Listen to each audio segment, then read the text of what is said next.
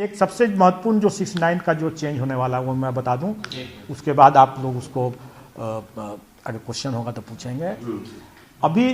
अभी हम अलग अलग परीक्षाओं के लिए अलग अलग पीटी लेते हैं, स्क्रीनिंग टेस्ट हम अलग अलग करके, जैसे हम लोग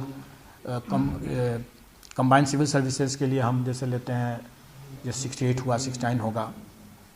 दूसरी तरफ हम CDPO के लिए भी अलग से पीटी लेते हैं, और भी कुछ परीक्षाएं हैं जिसके लिए हम पीटी लेते हैं, जिसका कि मोर और लेस पेपर सेम है।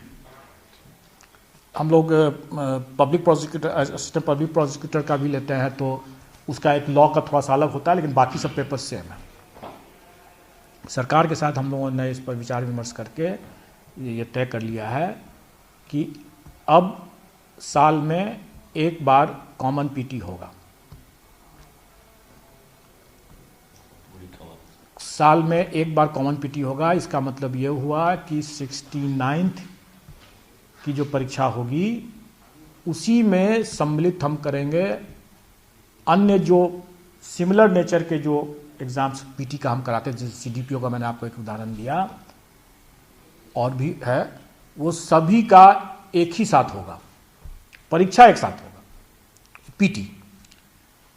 रिजल्ट अलग अलग होगा, क्योंकि एक ही कैंडिडेट हो सकता है कि वो कंबाइंड सिविल के लिए भी हो और वो इसके लिए एक CDPO के लिए भी हो, तो रिजल्ट दोनों में अप्लाई कर रहा हो, दोनों के लिए अगर वो एलिजिबल है, दोनों में अप्लाई करेगा, वो टिक लगाएगा दोनों के लिए, तो उसका दोनों के लिए अलग अलग मेरिट लिस्ट बनेगा। क्योंकि दोनों परीक्षा हम एक साथ ले रहे हैं, लेकिन बाकी चीज उसका सेपरेट है, तो इसीलिए वो एक ही परीक्षा देगा, उसका एक तरह समझें कि आप उसका एक स्कोर हो जाएगा, और उसके बाद वो वैकेंसी के हिसाब से चूंकि अलग है उसका मामला CDPO का, तो उसका उसी स्कोर से CDPO का भी उसका मेरिट लिस्ट निकल आएगा। तो मेरिट लिस्ट अलग अलग होगा, जैसे अभी भी होता है।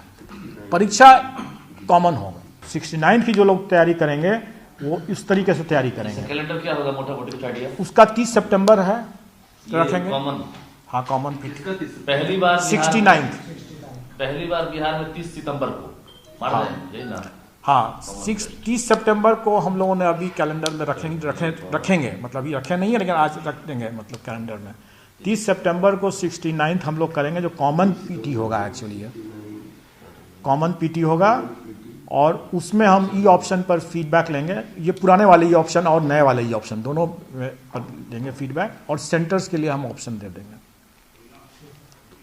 अच्छा सर, सेंटर जैसे मान लीजिए कि पटना का कोई स्टूडेंट है, पटना जिला का, वो आरा मिल सकता है या बक्सर मिल सकता है या क्या है उसमें? देखिए, वो हम लोग सहूलियत निकाल देंगे, ऐसा नहीं है कि नहीं, लेकिन ऐसा भी नहीं होगा कि घर में ही मिल जाए उसको सेंटर, ऐसा भी नहीं होगा। दूसरे जिला में हम लोग उसका फॉर्मूला निकाल देंगे, लेकिन इतना भी वो नहीं होगा कि भाई हम लोग भी जब स्टूडेंट थे तो हम लोग भी तो ट्रेन के नीचे बैठ करके जा गए थे, ऐसा तो नहीं तक नहीं गए थे, हम लोग भी अपना काफी देर तक इंतजार करते रहते थे। तो इसीलिए विद्यार्थी का मतलब क्या होता है, काक चेष्टा बकोध्यान स्वान निद्रा, ये सारे के सारे गुण होने चाहिए, और होते हैं, और इसमें कोई हर्ज नहीं है।